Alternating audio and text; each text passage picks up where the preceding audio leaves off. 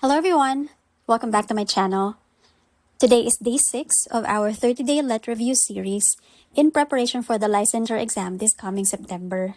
Today's topic is English for specific purposes, which is for all English majors out there. We'll go through 12 multiple choice questions, and each question comes with a 10-second timer, but feel free to pause the video anytime if you need more time to think. Ready? Let's get to it. English for specific purposes, or ESP, is primarily designed to A. Teach grammar and vocabulary in general contexts. B. Address learners' needs in academic, professional, or occupational settings. C. Focus on literature and creative writing. D. Promote cultural immersion through English films.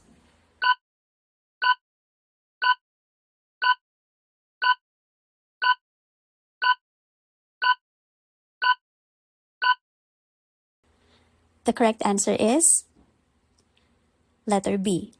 Address learners' needs in academic, professional, or occupational settings. ESP is learner-centered, focusing on the specific communicative needs of learners in contexts such as medicine, business, engineering, or law.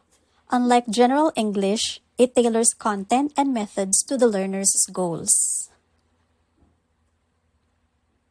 Which branch of ESP focuses on English used in academic settings, such as universities and research?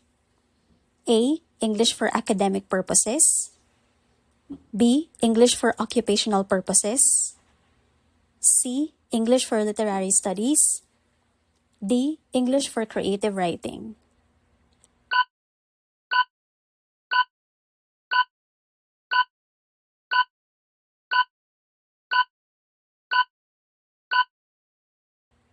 The correct answer is letter A. English for academic purposes. EAP deals with skills like reading research articles, writing academic essays, and giving presentations in academic settings. Meanwhile, EOP applies English to workplace contexts such as business English or English for medical professionals. A teacher is preparing lessons for nursing students focusing on medical terminology, patient communication, and report writing. What type of ESP is this? A. English for academic purposes. B. English for medical purposes. C. English for business purposes. D. English for legal purposes.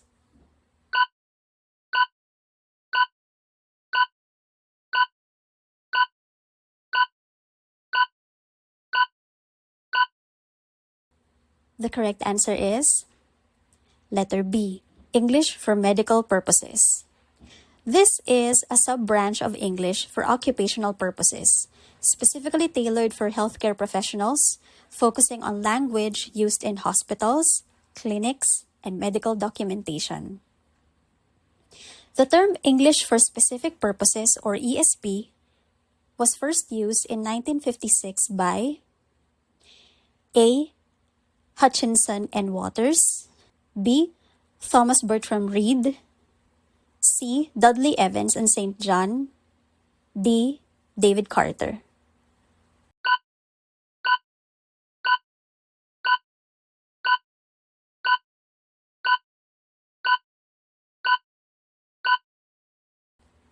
The correct answer is letter B. Thomas Bertram Reed. Reed first used the term ESP in 1956. Later on, theorists like Hutchinson and Waters and Dudley Evans and St. John expanded and refined its meaning. Who are the authors of the influential book English for Specific Purposes, A Learning-Centered Approach, 1987? A. Strevens. B. Hutchinson and Waters. C. Dudley Evans and St. John. D. David Carter.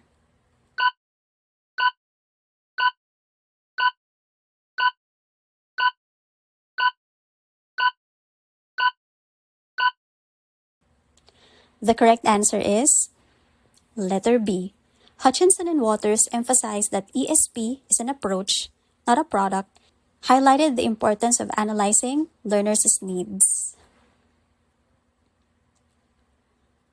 According to Strevens, 1988, ESP has absolute characteristics.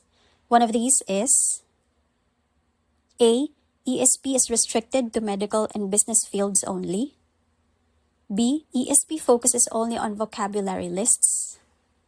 C. ESP is designed to meet specific learner needs. D. ESP ignores the methodology of general English.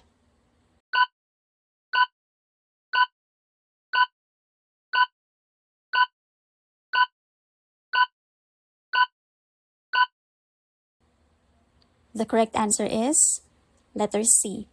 ESP is designed to meet specific learner needs.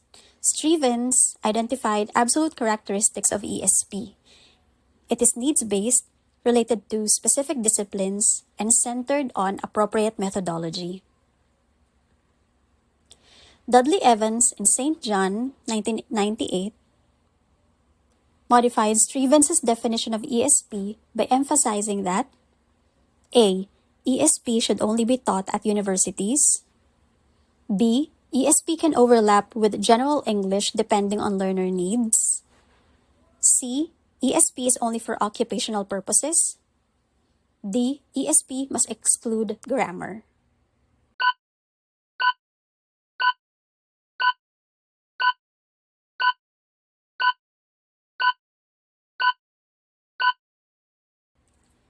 The correct answer is letter B.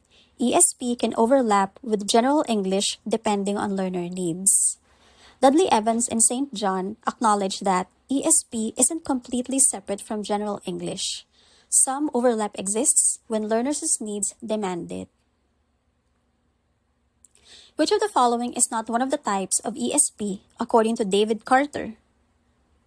A. English as a restricted language. B. English for academic and occupational purposes. C. English with specific topics. D. English for general purposes.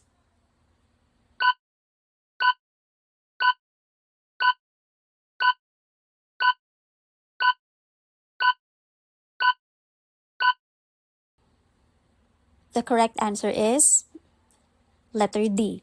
English for general purposes. Carter identified three types.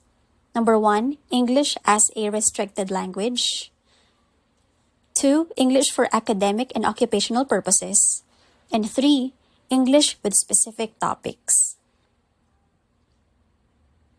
The two main branches of ESP are A. English for general purposes and English for academic purposes. B. English for academic purposes and English for occupational purposes. C. English for restricted purposes and English for literature. D. English for creative and professional writing.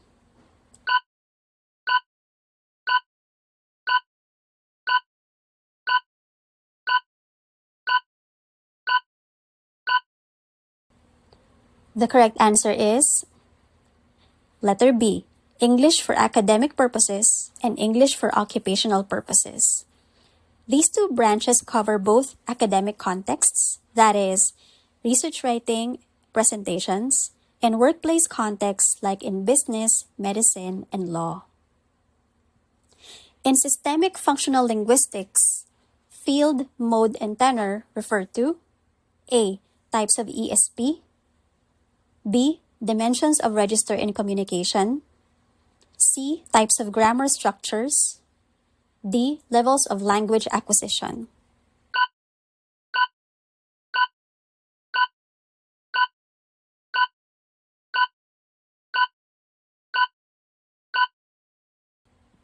The correct answer is letter B. Dimensions of register in communication. Field refers to the subject matter. Mode to the channel of communication, whether spoken or written, and tenor to the relationship between participants. These help analyze language used in ESP contexts. A class focuses on English used in airport announcements, technical manuals, and pilot communication. According to Carter, this falls under A. English with specific topics, B. English as a restricted language, C. English for academic purposes, D. General English.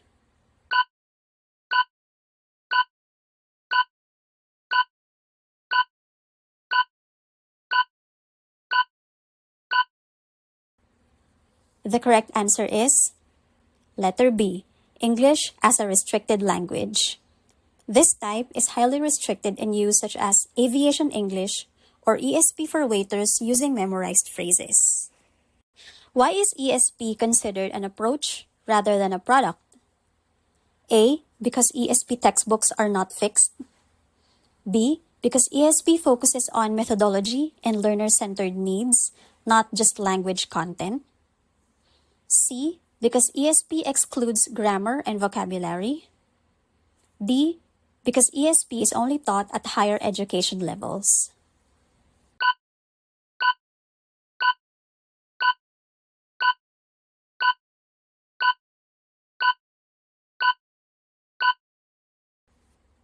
The correct answer is letter B.